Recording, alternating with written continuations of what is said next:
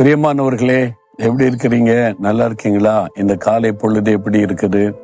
இன்னைக்கு காலையில ஆண்டவரோட பேசினீங்களா? ஆண்டவர் உங்களோட பேசினாரா? அப்பப்போ நான் கேள்வி கேட்பேன். உங்களை நீங்க கேட்கணும்.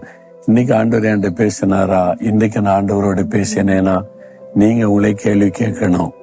அதற்கு நம்ம அர்ப்பணித்துக் கொள்ளணும். இயேசுவோட நடக்கிற பிள்ளைகள் ஆண்டவரோட பேசணும்ல. சரி, இன்னைக்கு உங்களுடைய வாழ்க்கையில ஒரு பிரச்சனை, ஒன்னும் நடக்க மாட்டேங்குது, ஒன்னும் வாய்க்க மாட்டேங்குது, எதை செஞ்சாலும் இடையில இருந்து ஸ்டக் ஆகி நிக்குது, எதை செய்தாலும் முடிகிற மாதிரி இருக்குது, ஸ்டக் ஆகிருது. யாரோ தடுக்கிறாங்க, யாரோ மந்திரவாதம் பண்ணிட்டாங்க, யாரோ கெடுக்கிறாங்க, நான் வரக்கூடிய நன்மையெல்லாம் வாய்க்க விட மாட்டேங்கிறாங்க. இதெல்லாம் பல குழப்பமான காரியம்ல. யாரும் மந்திரவாதம் பண்ணல, பிலிசனியம் பண்ணல, யாரும் கெடுக்கல. உங்க காரியம் வெற்றியா நடக்கணுமானா என்ன செய்யணும்? வசனத்துல ஆண்டவர் சொல்லி இருக்கிறாரு, அதை பின்பற்றினீங்கன்னா எல்லாம் சக்சஸ் ஆயிரும். அப்படியா அப்படின்னு சொன்னீங்கன்னா என்ன காரியம்? சங்கீதம் 37:5 உன் வழியை கர்த்தருக்கு ஒப்புவித்து அவர் மேல் நம்பிக்கையாயிரு, அவரே காரியத்தை வாய்க்க பண்ணுவார்.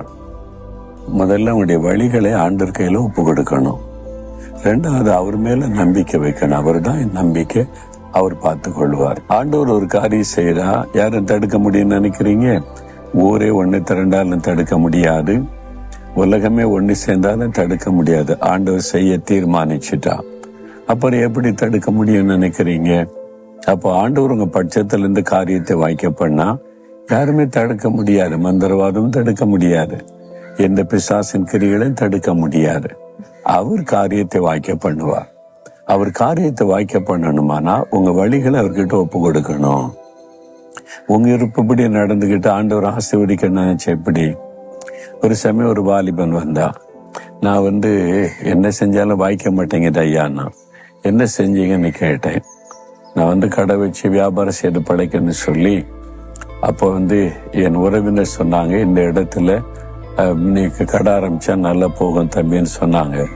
நான் போய் நிறைய பணம் எல்லாம் போட்டு கடை ஆரம்பிச்சேன்னா சில மாதத்துல எல்லாமே போச்சு, ஒண்ணு வாய்க்கல, நஷ்டம். அப்புறம் சொன்னாங்க, ஒரு நண்பர் சொன்னாரு, இந்த ஏரியாவில் புதுசா நிறைய வீடெல்லாம் வருது, இங்க கடை போட்டீங்கன்னா நல்ல பிசினஸ் பிக்கப் ஆயிருன்னு சொன்னாங்க. அங்க கொண்டு போய் கடை போட்டேன், அங்கமா நஷ்டம், இழப்பு. அப்புறம் நானே யோசித்தேன், இனிமே அவங்களே நம்பி இருக்கு, நம்மளா பிளான் பண்ணுவோன்னு சொல்லி பல இடத்துல விசாரிச்சு பார்த்து நானே நிறைய காரியத்தை தெரிந்து கொண்டு, நமக்கு திறமை இருக்கு, நமக்கு இதெல்லாம் செய்ய முடியும், வாய்ப்பு இருக்கு, செஞ்சிடலான்னு சொல்லி அங்கே போய் கடையை போட்டேன். அதுவும் நஷ்டம்.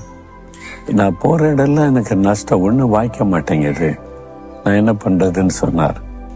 அப்போ இந்த வசனத்தை எடுத்து வாசித்து காண்பித்து, முதல்ல தம்பி, உன் வழியை நீ கர்த்தருக்கு ஒப்புவிக்கணும்.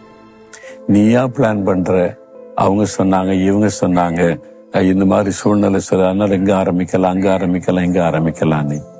ஆண்டவரே, எனக்கு எங்க பிசினஸ் ஆரம்பிக்கணும்னு தெரியல, நான் உண்மை நம்பி இருக்கிறேன், உங்ககிட்ட ஒப்பு கொடுக்கறேன், எனக்கு வழி நடத்தல தாங்க. Surrender your self. ஒன்னு முதல் ஆண்டவர் ஒப்பு கொடு.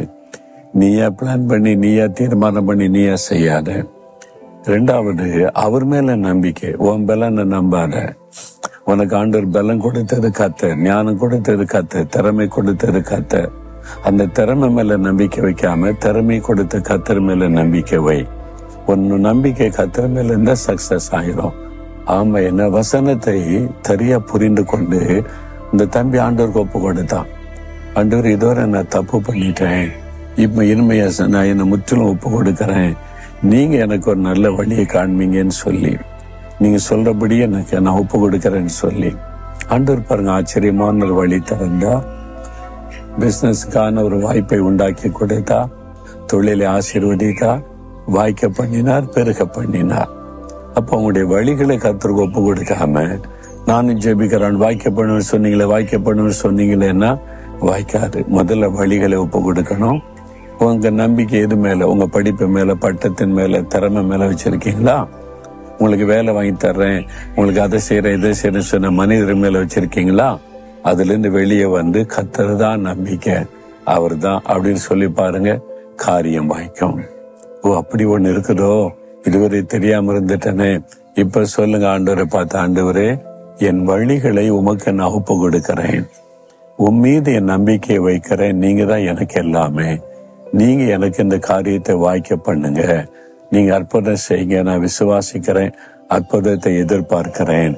இயேசுவின் நாமத்தில் ஆமேன், ஆமேன்.